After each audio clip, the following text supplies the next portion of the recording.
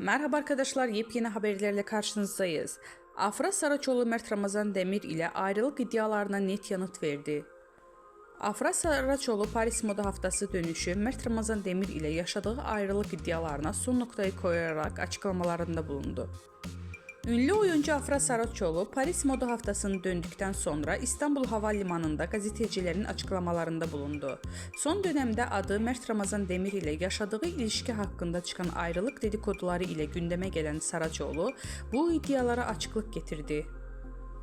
Saraçoğlu yeni projede olan Abi dizisinde başrollerini paylaşacağı Kenan İmirzalıoğlu ile arasındaki yaş farkı hakkında sorulara da yanıt verdi. Genç oyuncu yaş farkının ilişkiye engel olmayacağını vurguladı. Demek sevildi ki bu kadar konuşuldu. Yaş farkının bir problem olacağını düşünmüyorum dedi.